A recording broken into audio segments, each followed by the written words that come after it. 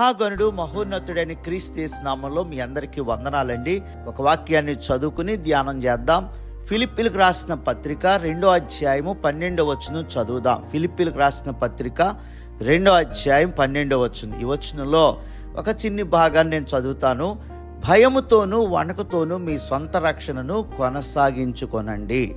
అపోస్తలుడైన పౌలు గారు ఫిలిప్పీ సంఘాన్ని హెచ్చరిస్తూ రక్షణ పొందటమే కాదు కానీ ఆ రక్షణను కొనసాగించండి అని తెలియజేస్తూ ఉన్నాడండి. కొనసాగించడం అంటే ప్రారంభించిన దాన్ని ఆపకుండా కొనసాగించమని అర్థమండి. కొంతమంది ఎలా ఉంటారంటే పని ప్రారంభిస్తారు కానీ కొన్ని అడ్డులు ఆటంకాలు ఎదురయ్యేటప్పటికి వాటిని ఎదుర్కొనే సామర్థ్యం లేక మధ్యలోనే ఆపేస్తూ ఉంటారు. కొన్ని సాధారణ భౌతికమైనటువంటి విషయాల్లోనైతే పని మధ్యలో ఆపేయటం వల్ల కొంత నష్టం జరగవచ్చు, కానీ అదే ఆత్మీయమైనటువంటి జీవితంలో ఆత్మీయమైన విషయాల్లోనైతే మధ్యలో ఆపేయటం వల్ల విపరీతమైన నష్టాన్ని శాపాన్ని ఎదుర్కోవాల్సి వస్తుందండి.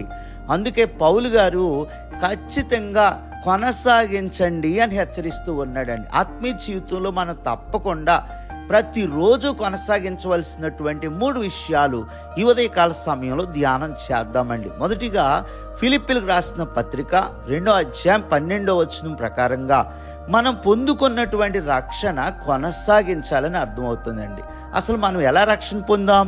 ఎఫెసీ పత్రిక 2వ అధ్యాయం 8వ వచనం ప్రకారంగా యేసుక్రీస్తునందు విశ్వాసం ద్వారా దేవుని కృప చేత మనం రక్షించబడ్డాం. అయితే ఈ రక్షణ ఫిలిప్పీ 2:12 ప్రకారంగా భయముతోనూ వణుకుతోనూ కొనసాగించాలి. ఎందుకంటే రక్షణ కోల్పోతాం. రక్షణ కోల్పోవటం అంటే రక్షణ పొందినటువంటి వ్యక్తి దేవునికి ఇష్టంగా జీవించకపోతే, పాపంలో పడిపోతే తాను పొందుకున్నటువంటి రక్షణ ఆనందాన్ని కోల్పోతాడండి. దీనికి ఉదాహరణగా దావీదు యొక్క జీవిత అనుభవం అని చెప్పుకోవచ్చండి. 51వ కీర్తన 11, 12 చరణాలు మీరు చదివితే గనక, నీ సన్నిధిలో నుండి నన్ను త్రోసివేయకుము, నీ పరిశుద్ధాత్మ నా యొద్ద నుండి తీసివేయకుము, నీ రక్షణానందము నాకు మరలా పుట్టించుము, సమ్మతి గల మనస్సు కలుగజేసి నన్ను దృఢపరుచు అని ప్రార్థన చేస్తూ ఉంటాడండి. దావీదు పాపం చేసినప్పుడు రక్షణానందం కోల్పోయాడు, చాలా నష్టపోయాడు.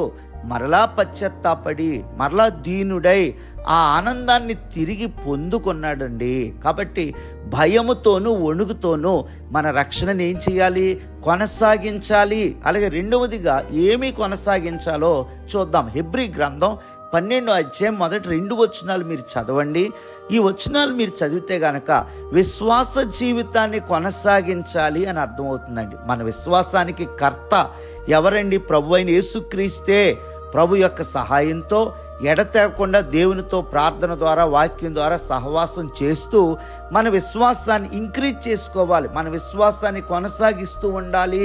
ఒకవేళ విశ్వాసం ఆగిపోతే, చల్లారిపోతే అల్ప విశ్వాసులం అయిపోతాం. పేతురు వలె సందేహించి ఒక్కడుగు మాత్రమే ముందుకేసి సముద్రంలో మునిగిపోయినట్లుగా మునిగిపోయే ప్రమాదం ఉందండి.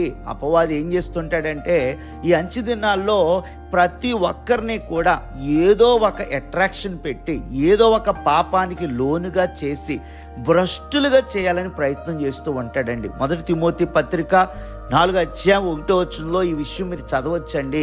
అంచె దినాల్లో ఎక్కడ చూసినా కూడా విశ్వాస భ్రష్టులు ఉంటారు అని మనకు అర్థమవుతుందండి. అందుకే పౌలు వలె మన సొంత శక్తి మీద కాకుండా దేవుని శక్తి మీద, ప్రార్థనా శక్తి మీద, వాక్యపు ఆధారాల మీద ఆధారపడి మన విశ్వాసాన్ని కాపాడుకుంటూ అంతము వరకు కొనసాగించాలని 2వ తిమోతి 4:7 కూడా చదువుతాం దేవుని బిడ్డలారా.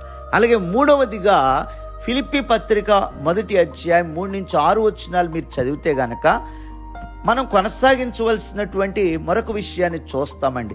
సువార్త ప్రకటించకుండా ఉండకూడదు. అంటే సువార్త ప్రకటించడం ఆపకూడదు, కొనసాగించాలని అర్థమవుతుందండి.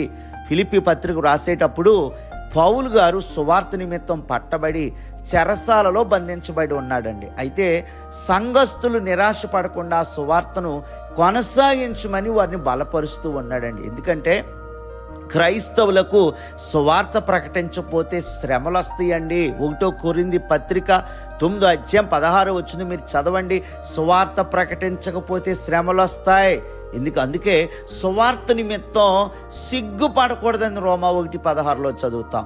సమయం అనక అసమయం అనక సువార్త ప్రకటించాలని 2 తిమోతి 4:2 చదువుతామండి. అందుకే సువార్త ప్రకటించటము, మన రక్షణ సాక్ష్యాన్ని అనుదినము ఎవరో ఒకరికి ప్రకటిస్తూ ఉండటం అనేది నిత్యము కొనసాగించాలి. మౌనముగా ఉండకూడదు. హెచ్కేలు గ్రంథం 2:8 చెప్పినట్లుగా ప్రజలు విన్నా వినకపోయినా సువార్త ప్రకటించడం మన యొక్క కర్తవ్యం. సువార్త నమ్మే ప్రతి వానికి కూడా దేవుని శక్తినిచ్చేది సువార్త అండి. సువార్త ఏం చేస్తుంది? నరకం నుండి తప్పిస్తుంది, పరలోకాన్ని చేరుస్తుంది. అందుకనే సువార్త ప్రకటించటం ఆపకూడదు.